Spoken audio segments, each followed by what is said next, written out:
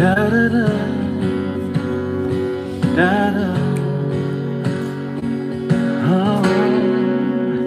Si Dieu m'a mis un rêve dans ton cœur, écris-le, garde-le comme un trésor. Quoi qu'on dise, protège la vision avec passion. Oh oui, quand tu sais de tout ton être que ce rêve ne vient pas de toi. Même si tu ne vois que le contraire, persévère. Oh oui, persévère. Persévère.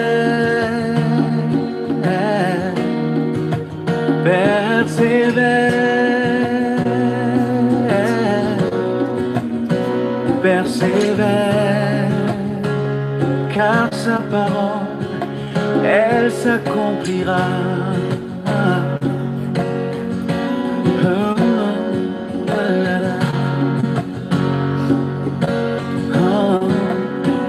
Si dans ton cœur est réelle cette promesse, quand vient le doute, lève-toi et confesse que Dieu est vrai et que sa parole demeure éternelle.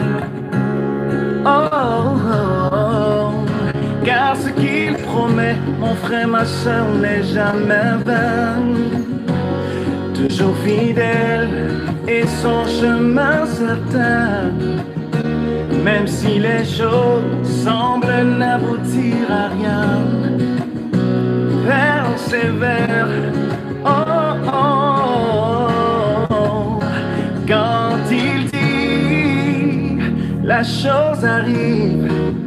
Quand il ordonne, elle existe. Son regard est sur ce qui lui appartient. Oh, persévère, persévère, persévère.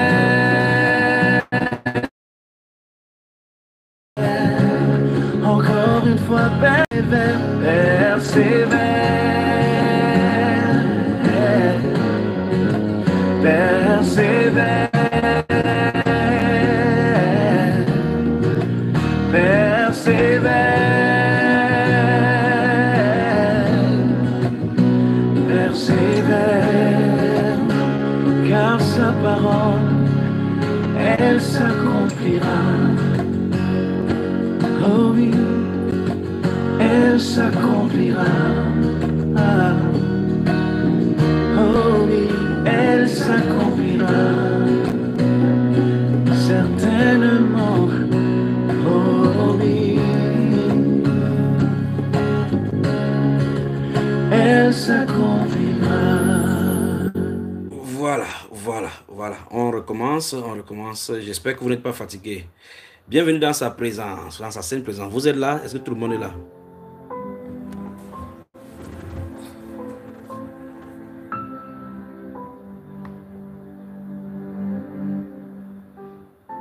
Avez-vous pris un verre d'eau? Si vous avez pris un verre d'eau, vous êtes prêts, on recommence. On continue. Nous sommes arrêtés. L'équipe n'a pas changé. Ma bienveillante mère est là. Mon épouse, que j'aime tant, est derrière cette technique, distille ses musiques et contrôle que tout va bien, que toute la connexion va bien et que vous entendez avec un son bien distillé ici. C'est elle qui nous distille tout ce que vous entendez maintenant en fond sonore.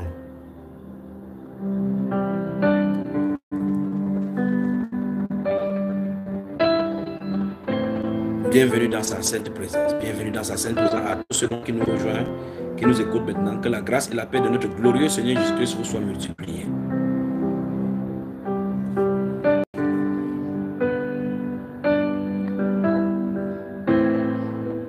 Avant la pause passée, nous avons vu que le songe appartient à Dieu, que Dieu donne les songes également aux païens. Nous allons évoluer dans la démonstration, dans le songe, les songes et les interprétations et aussi les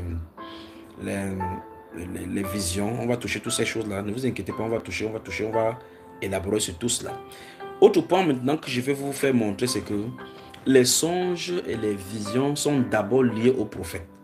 Si vous êtes prophète, et nous venons voir le cas d'Abraham, de Jacob, de Joseph, hormis du fait que tous les êtres humains rêvent, les songes par excellence sont pour les prophètes, que ce soit les vrais ou les faux prophètes. Nous allons voir les Saintes Écritures maintenant, que les songes même sont des promesses de Dieu. C'est les domaines de promesses maintenant, de ces songes que nous allons faire maintenant. Donc préparez-vous. Si vous êtes prêts, on y va.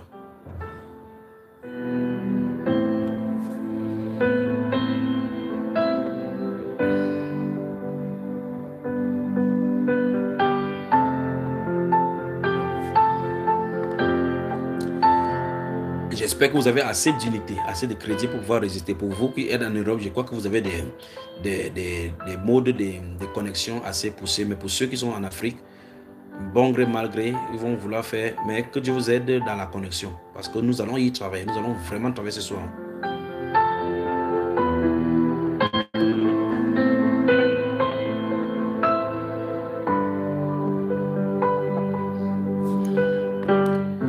Shalom au frère Narcisse de Nouvelle-Zélande. Je crois qu'il est connecté. La secrétaire de fait qu'il est connecté également là.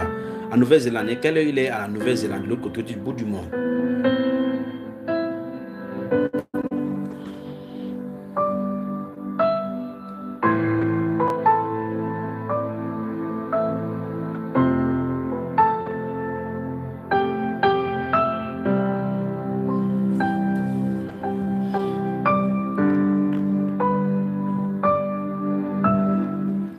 Donc, avec tout ce que nous avons vu maintenant, vous pourrez voir maintenant si vos songes naissent de la multitude des occupations. Si vous ne songez pas, si vous avez des songes qui naissent des vanités, beaucoup de vanités qui est en vous et aux environs de vos observations, de votre corps, de votre cerveau, ou bien encore si vous rêvez, vous n'oubliez pas. À partir de maintenant, vous pouvez tamiser votre vie spirituelle par rapport aux songes.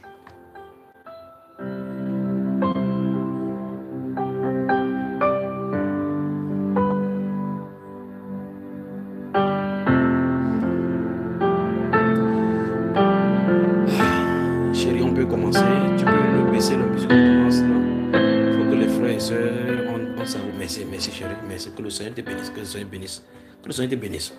Alors, on va avancer dans le pan. J'ai tenté de dire ceci, non seulement Dieu donne des songes aux païens, mais tout le monde est censé avoir des songes. Parce que le songe relève du domaine de notre intelligence et tous les êtres humains qui y a sur la terre ont l'esprit. Et l'esprit est le domaine de l'intelligence et du domaine de l'esprit. Cela dit, j'aimerais donc avancer sur un autre pan que le songe, les visions et autres sont des promesses du Seigneur dans les Saintes Écritures. D'abord, nous avons vu dire cela en filigrane dans le livre de Genèse au chapitre 20. Chapitre 20, nous avons vu comment il a parlé au mondain. Et ainsi, nous avons vu également pour les panetiers et les chansons. Nous avons vu particulièrement et garder cela à l'esprit. Job chapitre 33, verset 14 à 18, où il a dit, et Dieu parle cependant tantôt d'une manière, tantôt d'une autre. Donc, le rêve, les songes sont l'un des moyens de Dieu de s'exprimer, d'avertir le peuple, de donner les instructions comme nous avons vu. Nous avons donc vu que ces songes-là ont besoin d'interprétation. Pour certains, d'autres sont clairs et d'autres donnent des directives par rapport aux instructions du Seigneur. D'autres ont besoin seulement d'interprétation et la compréhension des symboles. Et nous avons vu que chaque fois quand Dieu va donner le songe, il y en aura toujours l'interprétation. L'interprétation ou bien l'interpréteur sera là pour interpréter. Alors, si vous avez des songes et qu'il n'y a pas d'interprétation, il faut donc tamiser avec les trois choses que nous avons vues dès le départ par rapport à Ecclésiaste chapitre 2, chapitre 5, verset 2 et verset 6. Maintenant, je m'en vais monter un autre pan, que ceux qui sont des prophètes, que ce soit faux, la capacité d'avoir des songes permanents. Donc, ce sont les prophètes peuvent être appelés les instruments de captage des sons dans le domaine spirituel. Ils sont les antennes. Comme nous avons les antennes, c'est pour capter les ondes sur le plan de la communication. Comme c'est les communicants entre le monde invisible et le monde visible, les prophètes par excellence sont des channels, des canaux par lesquels le songe s'exprime. Nous allons donc voir que c'est une promesse de Dieu dans les Saintes Écritures. Allons-y donc. Première chose, nous avons donc vu cela dans le livre de Genèse, dans le livre de Job, chapitre 33, et c'était général. Là, Dieu dit, il met l'homme dans un prophète sommet, il met ses instructions. Maintenant, nous allons voir le pendant des prophètes. Nombre, chapitre 12. Nombre, chapitre 12. Les songes concernent particulièrement les prophètes, dis-je.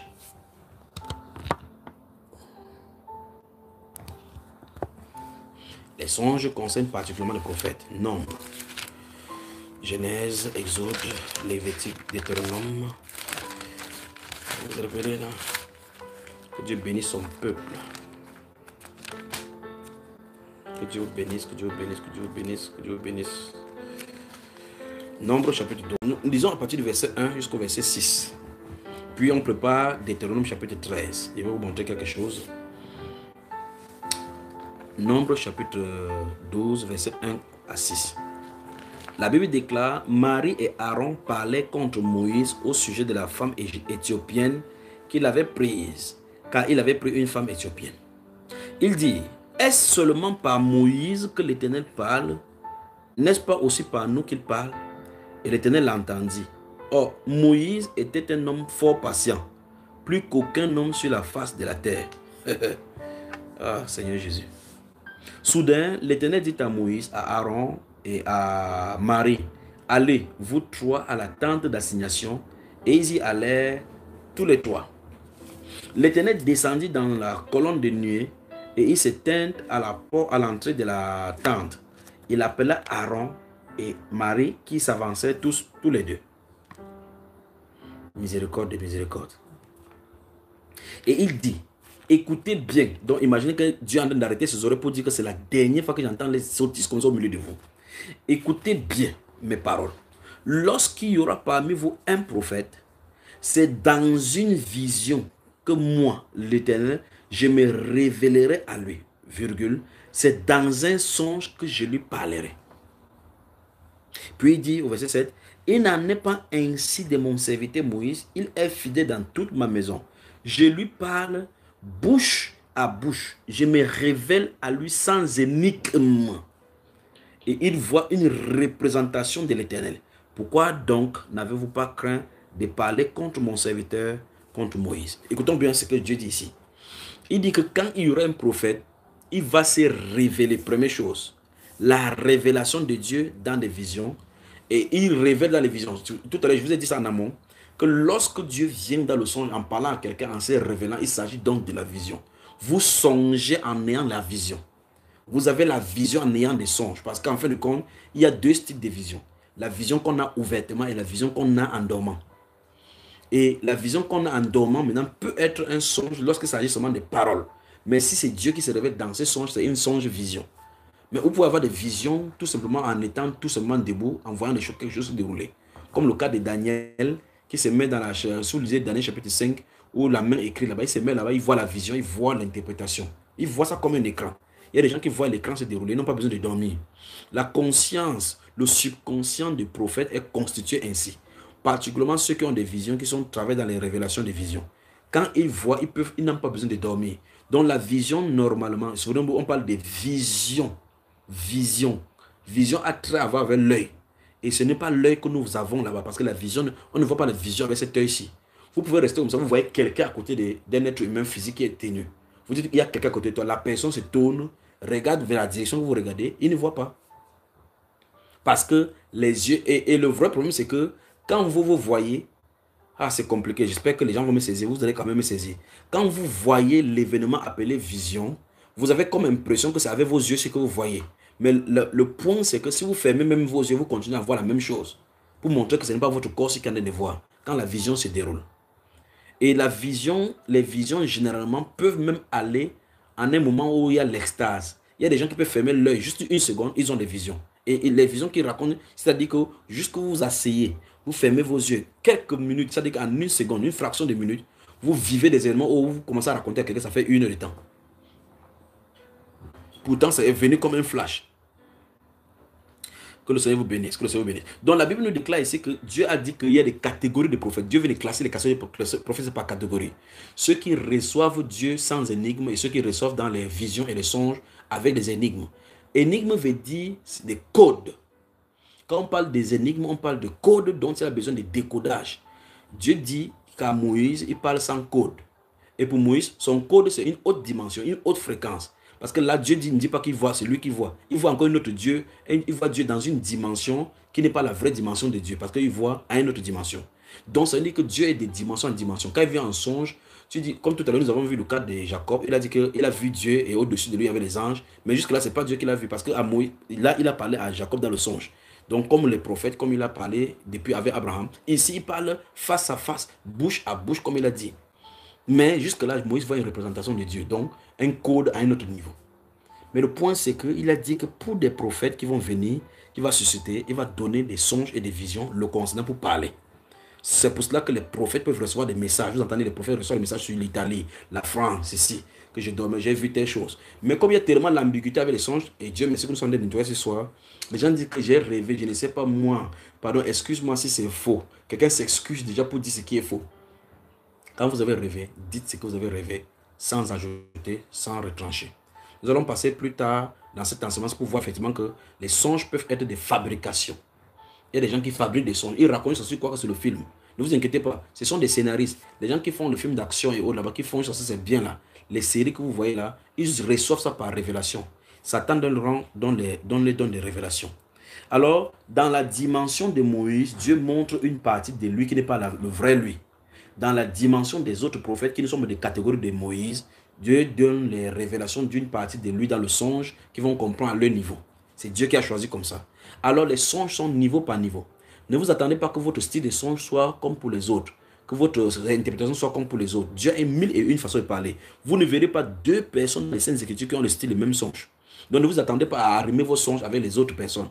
N'essayez pas d'arranger vos songes, que vos songes soient comme pour d'autres personnes. Laissez seulement Dieu songer en vous. Laissez Dieu transmettre son message en vous. Dieu a 1001 façons de parler. Et quand il commence à parler, il décide de vous utiliser, d'utiliser votre corps spirituel pour parler. Laissez-le s'exprimer sans entrave. C'est tout ce qu'il faut faire. Il faut laisser Dieu et être souverain. Quand nous disons que le Seigneur Jésus est notre maître, notre souverain, laissons-le être souverain en nous. Le vrai problème arrive lorsque notre intelligence n'est pas renouvelée, comme il disait en amont, et par conséquent, on commence à y mettre de l'intelligence, et Satan va toujours venir encore avec son raisonnement pour polluer le message de Dieu. C'est terrible. Terrible.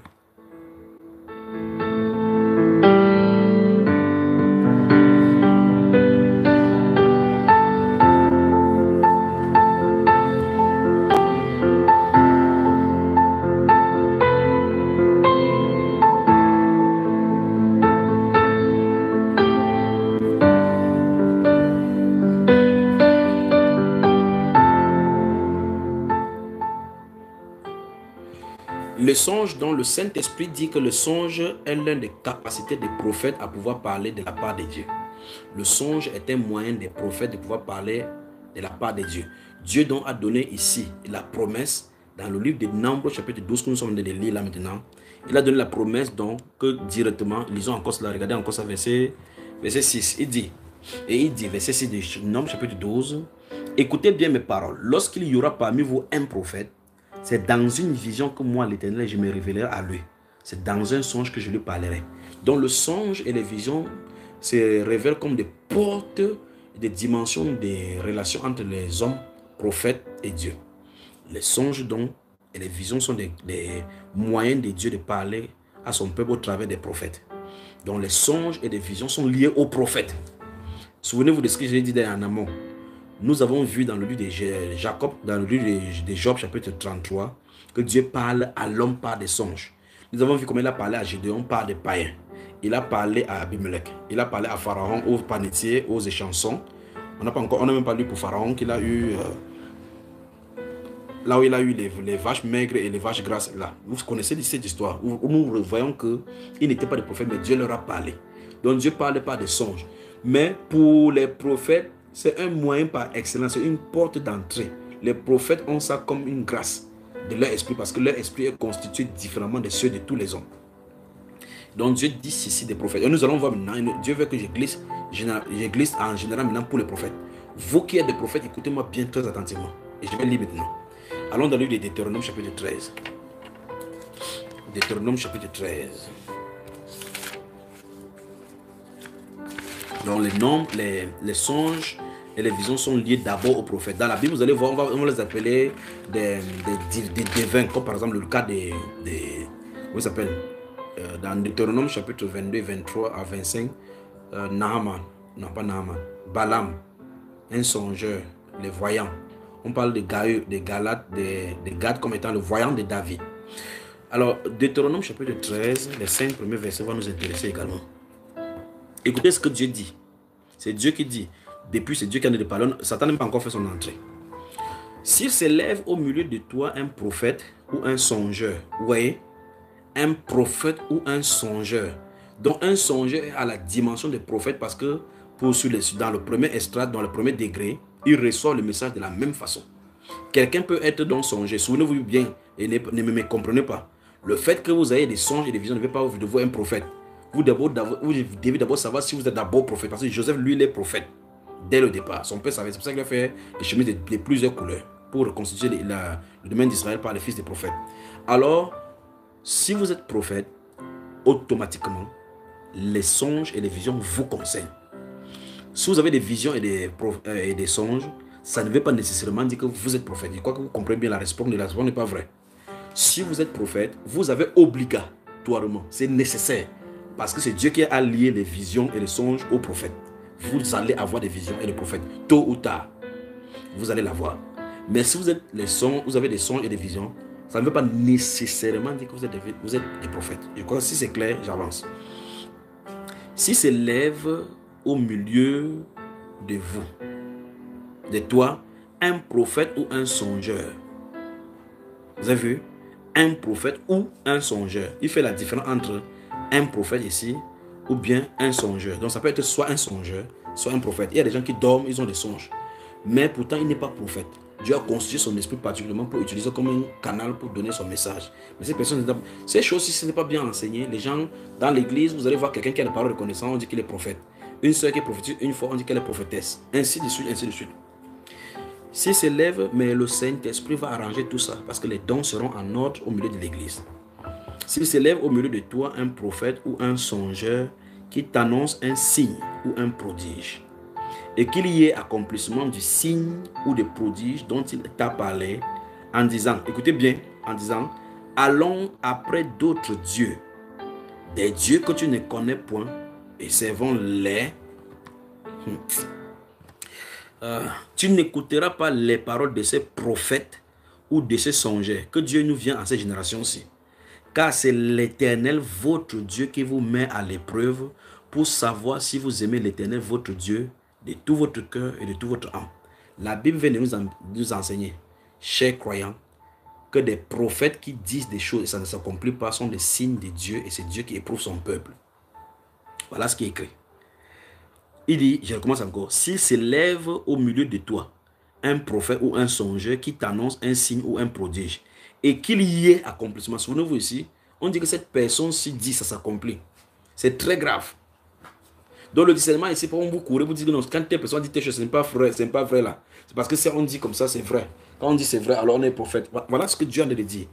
Dieu dit que la singularité de l'accomplissement d'un songe ou bien d'une prophétie n'est pas suffisant pour qualifier que ça vient de lui. Le signe c'est, est-ce que ces prophéties-ci, après que ça soit accompli, ton cœur tourne vers Dieu ou bien ça ne tourne pas vers Dieu? Est-ce que ça glorifie le Seigneur? Est-ce que ça te pousse vers la sainteté, vers la sanctification? Si ce n'est pas le cas, tu es dans le piège de Dieu. Je relis encore. S'il s'élève au milieu de toi un prophète ou un songeur qui t'annonce un signe ou un prodige, on dit, et qu'il y ait accomplissement du signe ou du prodige dont il t'a parlé, en disant, allons après d'autres dieux, des dieux que tu ne connais point, et servons-les. Tu n'écouteras pas, vous pouvez aller dans les endroits où on prophétise sur vous. Pourtant, les prophètes, normalement, parlent contre le péché. S'il arrive qu'on prophétise sur toi, tu vis n'importe comment, tu peux vivre le mari des gens. On dit, non, ton mari aura telle chose, il va abandonner l'autre femme pour te suivre. Il va avoir son argent, tu vas avoir l'argent, tu vas prospérer. On va bien te donner de poste de travail. Tu vas travailler avec les francs-maçons. Mais ça s'est accompli. Mais tu ne vas pas servir le Seigneur, tu ne crains pas. Pourtant, la prophétie dans le Nouveau Testament, tel qu'on voit dans 1 Corinthiens chapitre 14, dès que ça dit quelque chose sur la vie des personnes, la Bible déclare que la personne est dévoilée, il se prosterne pour servir Dieu. Parce que ça dénonce ses œuvres et pousse à crainte. Ici, aujourd'hui, nous avons un problème où les gens veulent seulement les prophéties comme Béni Haricot pour réussir, avoir le visa, avoir le mariage. Mais la vie ne glorifie pas le Seigneur. Puissons-nous recevoir instruction et comprendre que Dieu a disposé les vrais songes et les vraies prophéties sur des vies pour nous tester. Parce que la Bible déclare ici que tu n'écouteras pas les paroles de ces prophètes. On ne dit pas que le prophète a dit quelque chose qui est faux. On dit qu'il a dit quelque chose que ça s'est accompli. Mais que ces choses te poussent à servir d'autres dieux. Alors la prophétie qu'on te donne, le songe qu'on donne, qu'on a eu, qu'on donne dans ta vie et que ça s'accomplit, les signes qu'on a dit et qu'on a dit, est-ce que ça s'accomplit? Est-ce qu'à la suite de ça, la marche que ces choses t'octroient, ça va vers la crainte de Dieu? Si ce n'est pas vers la crainte de Dieu, parce que les prophéties et les songes sont faits pour donner la direction et mode les sauts à ces instructions, comme on a vu dans le livre de Job, chapitre 33. Si ça ne te conduit pas vers la crainte de Dieu, c'est une direction que Dieu a de vouloir t'éprouver. C'est ce qu'il dit ici. Verset 3. Tu n'écouteras pas les paroles de ce prophète ou de ce songeur, car c'est l'Éternel, votre Dieu, qui vous met à l'épreuve pour savoir si vous aimez l'Éternel. C'est-à-dire que Dieu veut savoir si vous aimez les choses de l'Éternel ou bien vous savez les choses de ce monde ou bien c'est lui que vous venez. Il permet que ça s'accomplisse pour vous tester. C'est très grave. Très grave. Alors la Bible déclare, c'est l'Éternel qui vous met à l'épreuve pour savoir si vous aimez l'Éternel, votre Dieu, de tout votre cœur et de toute votre âme. Donc si quelqu'un aime Dieu de tout son cœur, de toute son âme, ce n'est pas l'accomplissement de quelque chose dans sa vie qui va le faire, qui est Dieu. Non. Tu ne dois pas exalter des choses de ce monde au-dessus de Dieu. Mais toute chose, quand bien on va te dire quelque chose, ça s'accomplit dans votre vie. Si ça ne vous pousse pas à craindre Dieu, la Bible déclare que de ne pas quitter ces choses-là. Priez Dieu que ces choses vous éloignent de vous. Ce que vous devez rechercher quand vous venez voir un prophète, c'est Seigneur, si cet homme pouvait me dire comment faire pour te craindre encore davantage. S'il peut me révéler les choses dans ma vie qui ne vont pas, qui vont me permettre de m'arrimer à tes normes. S'il peut me donner la direction de ma vie qui va me pousser à t'aimer davantage, à te servir davantage pour t'être agréable. Voilà les vraies directions que le Saint-Esprit attend. Mon mariage, c'est quand, frère Junior? Depuis 5 ans, tu avais dit que je veux me marier, ne me marie pas, ne te marie pas, mais c'est Dieu. Il faut vous marier, vous, à Jésus. Très bien. Écoutez bien, verset 4, vous irez après l'Éternel, votre Dieu, et vous le craindrez, vous observerez ses commandements, vous obéirez à sa voix.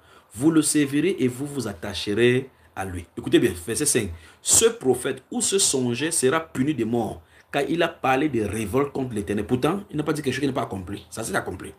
Votre Dieu qui vous a fait sortir du pays d'Égypte et vous a délivré de la maison de servitude, et il a voulu te détourner de la voie dans laquelle l'Éternel, ton Dieu, si vous avez dit ce qui se passe dans ces studios, ça fait la sœur grâce, vous n'allez pas croire. T'a ordonné de marcher, tu ôteras ainsi le mal du milieu de toi. Donc le mal est aussi l'accomplissement des paroles prophétiques dans ta vie qui ne te poussent pas à servir Dieu. Chaque fois, posez-vous la question, oui, j'ai eu ces songes. Est-ce que le but de ces songes, c'est me conduire davantage à craindre Dieu? Là, le point. Donc Dieu nous donne le baromètre de l'accomplissement des prophéties.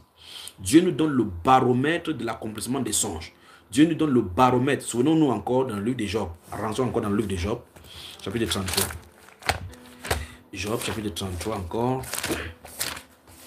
Job, chapitre 33.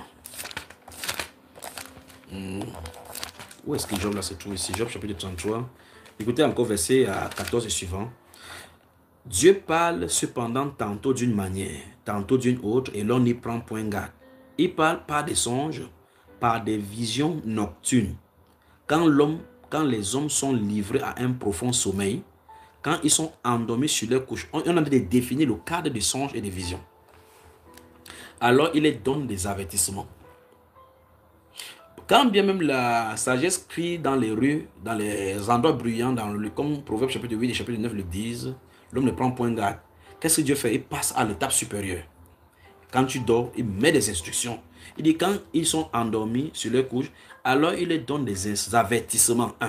Il met le sceau à ses instructions afin de détourner l'homme du mal et de le préserver de l'orgueil, afin de garantir son âme de la fausse. Vous voyez que si vous ne rêvez pas, vous n'êtes pas garanti, Gravité de la fausse, ça veut dire que vous protégez de la fausse. Si vous êtes couché parmi les morts, et sa vie des coups du glaive. Voilà donc le but pour lequel Dieu vient pour nous donner les instructions. Donc, toute instruction qui vient dans les songes, qui n'a pas pour but de donner les instructions de Dieu, de nous faire marcher selon ses voies, vous devez mettre ça de côté. Que le Seigneur vous bénisse. Allons-y maintenant dans le livre des 1 roi. Que Dieu bénisse son peuple, bénisse son peuple, bénisse son peuple. 1 roi, chapitre 3. Notons 1 roi, chapitre 3, verset 1 à 15.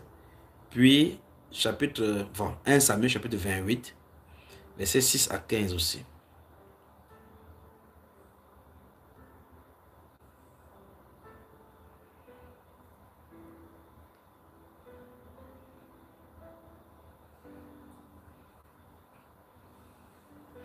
Que Dieu nous vienne en aide. 1 roi, chapitre 3. C'est quoi? Je crois que c'est Salomon qui va avoir des songes de balancer un roi là. Un roi. Puis on va lire 2 Samuel. J'espère que le peuple n'est pas fatigué ou n'est pas encore fatigué. 1 roi, chapitre 3, verset 1 à 15.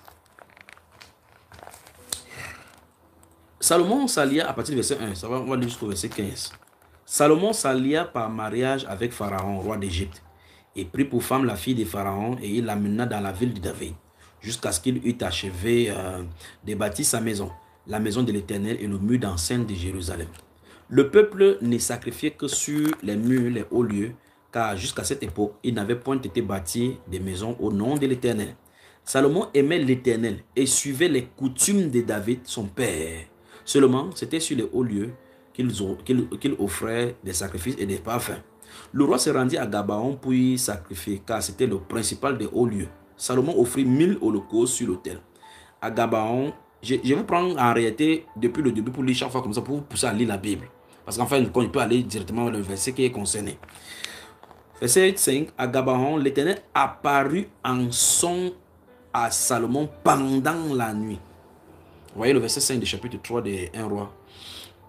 À Gabaon, l'Éternel apparut en songe à Salomon pendant la nuit. Et Dieu lui dit, demande ce que tu veux que je te donne. Vous voyez comment Dieu peut faire dans les songes. Au nom de Jésus-Christ de Nazareth, à l'issue de ces enseignements et de ces soirées que nous allons passer dans sa présence, vos vies spirituelles concernant les réalités du monde spirituel du côté de Dieu par des songes ne seront plus mêmes. Je peux voir l'atmosphère s'éclaircir maintenant pour que le subconscient de quelqu'un soit purifié. Je peux voir une eau en train de jaillir dans le corps spirituel des êtres humains pour purifier leur conscience afin qu'ils puissent capter les différents messages venant du Seigneur. Père, merci parce que tu le fais. Merci Père de quoi parce que tu le fais. Je peux voir, c'est merveilleux ce que je suis en train de regarder. Je peux voir des anges faire des opérations. Je peux les voir faire des opérations, prendre la chirurgie des cerveaux de ces personnes pour faire des réglages. Ils sont en train de régler. Qu'est-ce qu'ils sont en train de faire? Qu'est-ce que ces êtres-ci font? Ils sont en train de régler les consciences. Les consciences qui étaient dépourvues des messages, des réceptacles du Seigneur sont en train d'être réglées ce soir par le Seigneur. Regarde-les en train de fonctionner. Merci Père pour ta fidélité. Merci Père pour ta fidélité.